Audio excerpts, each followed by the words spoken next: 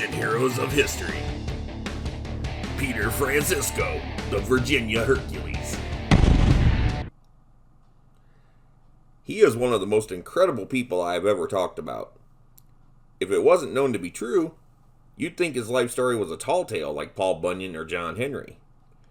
Peter Francisco, however, was very real and someone every American should know about. He was an actual giant, especially during the 18th century, standing at 6 feet 8 inches tall. His very early years are shrouded in mystery. He was found orphaned on the docks at age 5 with no explanation. Eventually, he was adopted by a family and grew to epic proportions. When the American Revolution came, he became the biggest and mightiest soldier of them all, helping America win the war. Peter's nickname was the Virginia Hercules. But let's not get too ahead of ourselves. Peter has a big story to tell, and he deserves his due. From tiny acorns do tall trees grow. The year was 1765. In City Point, Virginia, a little boy wandered the docks. He could not speak English. He did, however, keep repeating the name Pedro Francisco. It was discovered that the boy spoke Portuguese and that his clothing was of good quality. Locals kept calling him Peter, and that's the name he stuck with for the rest of his life. Peter was taken to the Prince George County poorhouse. When the people finally found someone to communicate with the boy, they learned he had lived in a mansion near the ocean. His mother spoke French, and his father spoke another language he didn't know. Peter and his sister were kidnapped from their home, but she escaped. Peter, though, was bound and taken to a ship. It is believed Peter Francisco came from a wealthy family of noble standing in Portugal. Although his family was originally mainlanders, they moved off the continent to the island of Terceira in order to distance themselves from personal and political enemies. When Peter and his sister were kidnapped, it was probably for ransom or to sell them as indentured servants in America. When Peter was released on the docks, it is thought that the kidnappers changed their mind about monetary gain. Peter's kidnapping may also have been an act of mercy by the kidnappers. The Francisco family was under constant threat by political enemies. Peter was probably taken far away to keep him from getting killed. He was adopted by a judge named Anthony Winston and his family. As an interesting connection, Winston was the uncle of Patrick Henry, the famous "give me liberty or give me death" guy. Peter was raised by the Winstons. He lived with them until the beginning of the Revolutionary War, when he was just 16. Peter's treatment by the Winstons seems to be up for debate. Some accounts say he was treated lovingly by them and was even tutored to some degree. Other accounts say he was treated like a slave and forced to work on the judge's 3,600-acre plantation. Meanwhile, the several children that the judge already had before Peter were spoiled and didn't have to work. Although Judge Winston took Peter in, it is likely that history flowered up the relationship between them a bit. Once Peter left the Winstons, it doesn't seem like he had much contact with them, if any at all. He also had to go to school after the war to learn how to read and write. It doesn't appear that Peter was abused by them, though. On top of all the other strangeness surrounding Peter, he grew to be 6 feet 8 inches tall. That's a big size now, but especially in 1776. He weighed about 260 pounds. Given his great size and strength, he apprenticed as a blacksmith. It's uncertain when his hair turned silver, but it was probably during or shortly after the war. People nicknamed Peter such things as the Virginia Hercules or the Virginia Giant. At any rate, he stood out, literally and figuratively. Army of One. Although a big man, Peter was just 16 when he started fighting in Blood and Guts War in 1776. he quickly became a soldier of distinction. Although he had commanding officers, Peter essentially fought as an army of one. Even George Washington himself called Peter Francisco an army of one. Peter was a force to be reckoned with, and even though he got hurt from time to time, he healed up and was back out there beating more redcoat butt. At the age of 18, Peter took a musket ball to the right thigh. He never fully recovered from this wound, but he was still a very active soldier. In the Battle of Stony Point, which America won, 19-year-old Peter took a 9-inch gash to the stomach, but continued to fight. Yes, Peter was raw and untrained as a soldier, but why did he keep getting hurt like this? The problem was simple. Peter was too big of a man for a little man war. Nothing was built to his scale. He found the swords he had to use too short and too light. Peter had to get too close to take someone out, where a smaller man could do it unscathed. When Peter was 20, he did one of his most famous things. The Battle of Camden in South Carolina was lost to the British. When the Americans were fleeing, Peter noticed that they were leaving behind one of their most valuable cannons. Why? It was stuck in the mud. Peter knew he could get it out, so he picked up the 1,100-pound cannon and carried it on his shoulder to keep it from getting into enemy hands. It's said that he carried the cannon about 200 yards. The mighty sword of Peter Francisco. There is a legend, and it's most likely true, that Peter was personally recognized by the man himself, General George Washington, for his impressive actions during the war so far. Peter had long complained of the tiny swords he had to use when fighting. Because they were so short for him, he had to move too close in range and ended up getting stuck. George personally commissioned a 6-foot-long broadsword just for Peter to use. Only he could lift or wield this incredible sword. Whether Peter actually used this sword or not has been debated, but we know that it existed.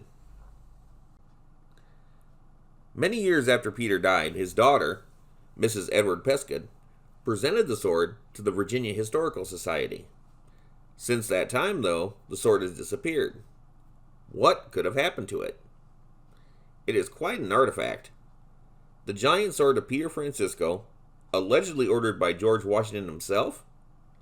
If it still exists anywhere, it needs to be recovered for everyone to see.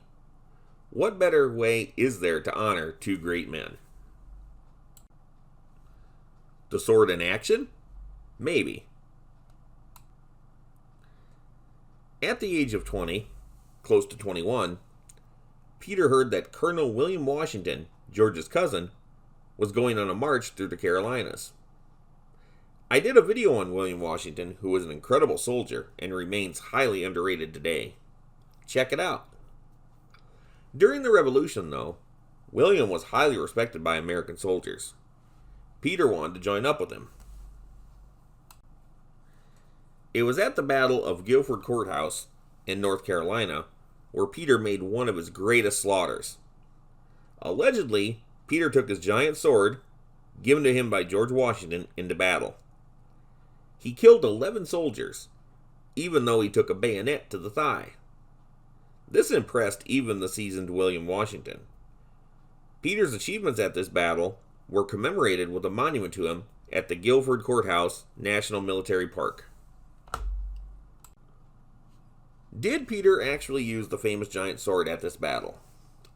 We can't know for sure, but that's how the story goes.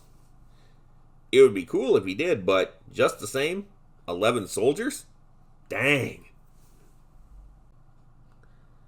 The thigh wound from the bayonet, though, was quite serious, and he was sent home to Buckingham, Virginia to heal.